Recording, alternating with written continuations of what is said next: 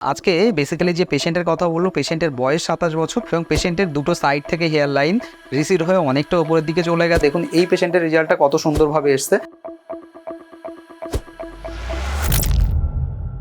নমস্কার, কেমন আছেন সবাই? আশা করি সবাই খুব ভালো আছেন। আর একটা নতুন ভিডিওতে আপনাদেরকে অনেক অনেক স্বাগত জানাচ্ছি। হেয়ার ট্রান্সপ্লান্টের পরে ঠিক কী কী কেয়ার করতে হয় এবং আজকে যারা হেয়ার ট্রান্সপ্লান্ট করেছেন তাদের ঠিক কী কী কেয়ার করা উচিত, এই সম্পর্কে আপনারা খুব বেশি বেশি করে জানতে চেয়েছেন। এর আগে যদিও আমি এই বিষয়ে ভিডিও বানিয়েছি। বেসিক্যালি হেয়ার ট্রান্সপ্লান্ট করে নিলে, ধরুন আজকে আপনার হেয়ার ট্রান্সপ্লান্ট হলো, তাহলে কি করতে হবে? আপনার তো আজকে সার্জারি হয়ে গেল, আপনার ধরুন 6 থেকে 7 ঘন্টা একটা সার্জারি কমপ্লিট হলো। তো এই হেয়ার ট্রান্সপ্লান্ট একটা সার্জারি হওয়ার আগে আপনাকে ট্রিমিং প্রসেস, সেভিং প্রসেস যেগুলো থাকছে সেগুলো তো অবশ্যই আজকে রেজাল্ট রিভিউর ভিডিও যখন দেখাচ্ছি, তো রেজাল্ট রিভিউর মধ্যেই থাকবে। আর যে পেশেন্টের রেজাল্ট রিভিউর কথা বলবো, পেশেন্ট কিন্তু বেসিক্যালি কলকাতা থেকে, অর্থাৎ যারা ওয়েস্ট বেঙ্গল থেকে বা ওয়েস্ট বেঙ্গলের বিভিন্ন স্টেট থেকে আমার ভিডিওগুলো দেখছেন এবং বেশি বেশি করে লাইক করছেন, কমেন্ট করছেন, তাদের কাছে একটাই বার্তা আমার পৌঁছে দেওয়া, আজকে যে হেয়ার ট্রান্সপ্লান্ট কলকাতার মধ্যে এত সুন্দর রেজাল্ট, এত সুন্দর হেয়ার লাইন, যে হেয়ার লাইনটা সত্যি আপনি দেখলেও আজকে খুব খুশি হবেন। হেয়ার ট্রান্সপ্লান্ট করে এত সুন্দর একটা রেজাল্ট পাওয়া যায়। বেসিক্যালি আমরা হেয়ার ট্রান্সপ্লান্ট করার আগে অনেক কিছু ভাবতে থাকি যে এই হেয়ারগুলো বাড়ে কিনা।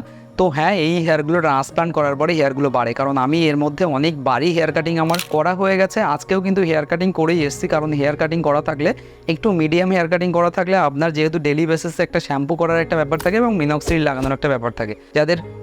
যারা হেয়ার ট্রান্সপ্লান্ট করেছেন তারা অবশ্যই কমেন্ট করে জানাবেন আমার ভিডিওটা দেখার পরে আপনারা ঠিক কী কী কেয়ার করছেন।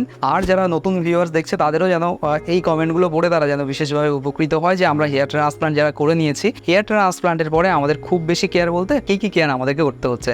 কারণ আমরা ডেলি লাইফে হয়তো, আমি যেটা আপনাদেরকে প্রতিটা মুহূর্তে বলছি যে হেয়ার ট্রান্সপ্লান্টার করার পরে আপনি শ্যাম্পু করবেন, প্রতিদিন শ্যাম্পু করবেন এবং প্রতিদিন আপনি মিনক্সিডিল ইউজ করবেন। বাকি মাল্টিভিটামিন 3 মাসের জন্য তো আপনাকে নিতেই হবে আপনার এক্সিস্টিং হেয়ারগুলোর গ্রোথের জন্য, এবং সেই সঙ্গে সঙ্গে আপনি যদি পারেন ইয়ারলি 3টে পিআরপি করাতে পারেন, তার জন্য আপনি অনেক বেশি বেনিফিটেড হবেন। যদি 3 মাস পর পর আপনি পিআরপি নেন তাহলে কিন্তু আপনার আর হেয়ার নিয়ে কোনো সমস্যা নেই। কারণ হেয়ার চলে যাওয়ার যে প্রবলেমটা, সেটা কিন্তু দেখা গেছে 50%-এরও বেশি মানুষের কিন্তু হেয়ার লসের সমস্যায় আমরা সাফার করছি, যারা ইয়াং এজের মধ্যে আছি বা যারা অলরেডি দেখা যাচ্ছে 20 ক্রস করে গেছি, তখন থেকেই হেয়ার লস শুরু হতে হতে 25, 26, 27 যখন হচ্ছে তখন আমরা খুব বেশি হেয়ার লসে ভুগতে থাকছি। তো এই জায়গা থেকে তার একটা মাত্র সলিউশন, যখন আমরা গ্রেড 1-2 আছি তখন কিন্তু ট্রিটমেন্ট করে এটাকে রিকভার করা সম্ভব। কিন্তু যখন আমরা গ্রেড অফ বল্ডনেসটা আমাদের 2+ হয়ে যাচ্ছে বা ক্রস করে যাচ্ছি, তখন কিন্তু আমাদের হাতে আর কিছুই করা থাকে না। তখন আমাদেরকে হেয়ার ট্রান্সপ্লান্ট করা, ডার্মেটোলজিস্ট দেখানো, এবং যাদের একদম বিগিনার স্টেজে হেয়ার লস শুরু হয়েছে তাদের কিন্তু ইমিডিয়েট ডার্মেটোলজিস্টের সঙ্গে কনসাল্ট করে তাদের ট্রিটমেন্ট নেওয়া উচিত, এটা আমি মনে করছি। কারণ যদি আপনি একবার ট্রিটমেন্ট নিয়ে নেন না, তাহলে এক্সিস্টিং হেয়ারগুলো লস হওয়ার প্রবণতা অনেক অংশে কমে যাচ্ছে। তাই ইন ফিউচার আপনাকে হেয়ার ট্রান্সপ্লান্টের দিকে এগোতে হবে না। আজকে বেসিক্যালি যে পেশেন্টের কথা বললো, পেশেন্টের বয়স 27 বছর এবং পেশেন্টের দুটো সাইড থেকে হেয়ার লাইন রিসিড হয়ে অনেকটা উপরের দিকে চলে গেছে, এবং শুধু সাইড থেকে না, দুটো সাইড এবং ক্রাউন্ডের দিকে অনেকটা পরিমাণে হেয়ার কিন্তু উঠে গেছিলো, এবং উঠে যাওয়ার কারণে লুকটা একেবারে চেঞ্জ হয়ে গেছে। পেশেন্টের বিফোর কন্ডিশন যদি আমি আপনাদেরকে দেখাতে চাই, খুব ভালো করে দেখুন, দুটো সাইড থেকে হেয়ার লাইনটা রিসিড হয়ে একদম উপরের দিকে চলে গেছে। খুব সামনের এই জায়গাটুকু কিছুটা হেয়ার আছে, বাকি দুটো সাইডের হেয়ার কিন্তু একেবারে ভিতরের দিকে চলে গেছে। তো এই পেশেন্টের ক্ষেত্রে হেয়ার ট্রান্সপ্লান্ট করাটা একটা ডিফিকাল্ট টাস্ক এই কারণেই থাকে, কারণ পেশেন্টের কিন্তু কম বয়স, 27 বছর বয়স, এবং 27 বছর বয়সে আমরা হেয়ার ট্রান্সপ্লান্টের জন্য কী ভাবি যে আমাদের গ্রেড 4 বল্ডনেস পেশেন্টের 3 ক্রস করে গ্রেড 4-এর কাছাকাছি ক্রস করছে বল্ডনেসটা। তো এই বয়সে হেয়ার ট্রান্সপ্লান্ট করার আমাদের মূল থিঙ্কিংই থাকে হেয়ার লাইন, কারণ হেয়ার লাইনটা যত সুন্দরভাবে মেকিং করা হবে তত ভালো সুন্দর রেজাল্ট কিন্তু আসবে। তো বেসিক্যালি পেশেন্টের যে দুটো সাইড থেকে যেভাবে হেয়ার লস হয়েছে এবং ফোরহেডটা এতটা বড় হয়ে গেছে এবং ক্রাউন্ডের হেয়ারটা যথেষ্ট থিন ছিল, কিন্তু হেয়ার লসটা স্টেবল হয়ে গেছিলো। তাই সেইভাবে এই থিনিং প্রবলেমটা যখন আমরা মেডিকেশন নেব, পিআরপি নেব, তখন এই প্রবলেমটা কিন্তু সলভ হয়ে যাবে। তো দুটো সাইড থেকে যেভাবে হেয়ার লাইন রিসিড হয়ে ওপরের দিকে চলে গেছে, এবং সেই সঙ্গে সঙ্গে টেম্পেল তো এরিয়া ঠিক আছে। ইয়াং এজে যারা আমরা ট্রান্সপ্লান্ট করতে চাই, আমরা চাই টেম্পেল ক্রিয়েশন করতে। তো বেসিক্যালি পেশেন্টের টেম্পেল ক্রিয়েশনের প্রয়োজন হয়নি, আর পেশেন্ট চেয়েছিল কলকাতার মধ্যে থেকে একটা ভালো হেয়ার ট্রান্সপ্লান্ট করানোর জন্য। পেশেন্টের গ্রাফট লেগেছিল আমাদের টোটাল 3500 গ্রাফটের একটা সার্জারি। তো 3500 গ্রেড 3+ করে 4-এর কাছাকাছি হেয়ার ট্রান্সপ্লান্টের রেজাল্ট আমি আপনাদেরকে দেখাচ্ছি। গ্রেড 4-এ আপনি এটা ধরতে পারেন। তো 3500 গ্রাফটের একটা হেয়ার ট্রান্সপ্লান্ট সার্জারি।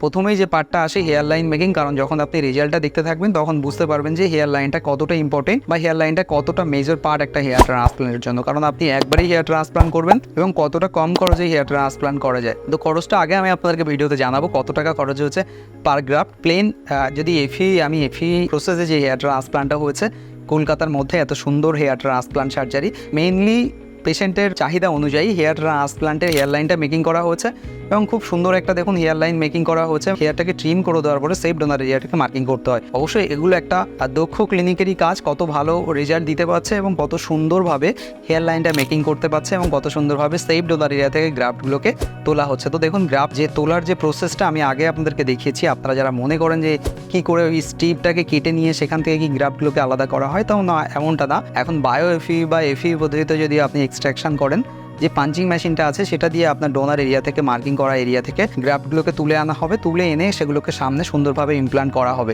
তো বিফোর কন্ডিশনের তুলনায় প্রেজেন্ট কন্ডিশন অর্থাৎ আফটার হেয়ার ট্রান্সপ্লান্ট পেশেন্টের কন্ডিশন দেখুন, দুটো সাইড থেকে হেয়ার লাইনটা খুব ভি শেপে হেয়ার লাইনটা মার্কিং করা হয়েছে এবং মার্কিং করার সঙ্গে সঙ্গে একদম যে সাইডগুলো খুব সুন্দরভাবে ভিতরের দিকে ঢুকে গেছিলো সেগুলো খুব সুন্দরভাবে গ্রাফটগুলোকে প্লেস করা হয়েছে। এখানে একটা জিনিস খুব ভালো করে খেয়াল করে দেখুন, গ্রাফটের যে প্লেসমেন্টটা হচ্ছে সেটা কত সুন্দরভাবে হয়েছে, কতটা ঘন করে গ্রাফটগুলোকে বসানো হয়েছে। কারণ এখানে 3500 গ্রাফট বসানো হয়েছে, তো 3500 গ্রাফট এত সুন্দরভাবে প্লেস করা হয়েছে যেন ওই এরিয়াটা বল্ডনেস যে এরিয়াটা ছিল খুব সুন্দরভাবে কভার করা হয় এবং ডেন্সিটিটা খুব সুন্দরভাবে ফিল হয়ে যায়। তো এটা কিন্তু খুব সুন্দর একটা হেয়ার লাইন এবং সেই সঙ্গে সঙ্গে গ্রাফটের প্লেসমেন্ট আমি যেটা এই মুহূর্তে আপনাদেরকে দেখাচ্ছি। তো এরপরেই থাকে আফটার হেয়ার ট্রান্সপ্লান্ট হয়ে যাওয়ার পরে আমাদের বেসিক্যালি 7 দিন কেয়ার করতে হয় এবং এই 7 দিনের কেয়ারের উপরেই কিন্তু ডিপেন্ড করে আপনার কত ভালো রেজাল্ট আসছে, কত সুন্দর রেজাল্ট আসছে। 7 দিন পরে আপনি ধরুন হেয়ার ট্রান্সপ্লান্টের 10 দিন পর থেকে সমস্ত কাজ করতে পারবেন বা সমস্ত জায়গায় যেতে পারবেন। তো এবার তারপরেই আসে 7 দিন পরে আমাদের হেড ওয়াশ। তো খুব সুন্দরভাবে হেড ওয়াশ এই কারণেই করতে হয়, যত ক্লিন শেপে আপনি হেড ওয়াশ করতে পারবেন তত ভালো রেজাল্ট কিন্তু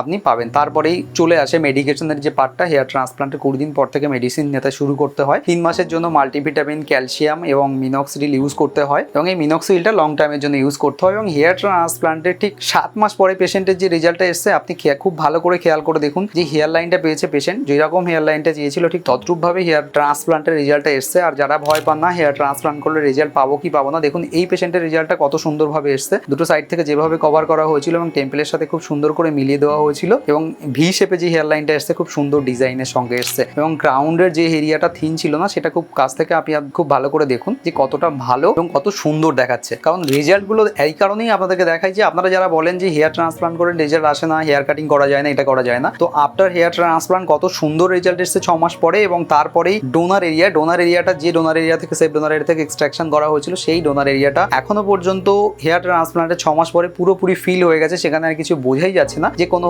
গ্রাফট নেওয়া হয়েছিল, একদম সুন্দরভাবে ফিল হয়ে যায়। আপনারা ভাবেন যে ডোনার এরিয়াটা হয়তো ফাঁকা পড়ে থাকবে, ডোনার এরিয়ার কি হবে, তো ডোনার এরিয়াটাও সুন্দরভাবে ফিল হয়ে যায়, যেটা এখন এই মুহূর্তে আপনারা দেখতে পাচ্ছেন। এবং ডেন্সিটির কথা বলেন না, খুব সুন্দর ডেন্সিটি এসছে। খুব খেয়াল করে দেখুন পেশেন্টের যে হেয়ার ট্রান্সপ্লান্টের চিরুনি দিয়ে আমরা আঁচড়ানোর পরে সেই ডেন্সিটিটা কিন্তু লক্ষ্য করতে পারি কত সুন্দর ডেন্সিটি এসছে। আর সেই সঙ্গে সঙ্গে হেয়ার লাইনটা, পেশেন্টের হেয়ার ট্রান্সপ্লান্ট রেজাল্ট আপনাদের কেমন লাগলো? কলকাতার মধ্যে এত সুন্দর হেয়ার লাইন এবং এত সুন্দর হেয়ার ট্রান্সপ্লান্ট রেজাল্ট যদি আপনিও পেতে চান আমাকে হোয়াটসঅ্যাপ করতে পারেন। আমার স্ক্রিনে হোয়াটসঅ্যাপ নাম্বার দেওয়া আছে, ডিসক্রিপশনে হোয়াটসঅ্যাপ নাম্বার দেওয়া আছে, আমার সাথে কন্ট্যাক্ট করতে পারেন। আমি অবশ্যই আমার সাধ্য মতো আপনাদেরকে সবসময় হেল্প করার জন্য প্রস্তুত আছি। আর সেই সঙ্গে সঙ্গে হেয়ার ট্রান্সপ্লান্ট রিলেটেড আরও কিছু জানার জন্য আমাকে অবশ্যই হোয়াটসঅ্যাপ করবেন। আর হ্যাঁ, চ্যানেলে যদি নতুন হয়ে থাকেন অবশ্যই চ্যানেলটিকে সাবস্ক্রাইব করে সঙ্গে থাকবেন ভিডিওটি দেখার জন্য। আপনাদেরকে অসংখ্য ধন্যবাদ জানাচ্ছি। দেখা হচ্ছে পরবর্তী ভিডিওতে, ততক্ষণের জন্য ভালো থাকুন, সুস্থ থাকুন, ধন্যবাদ।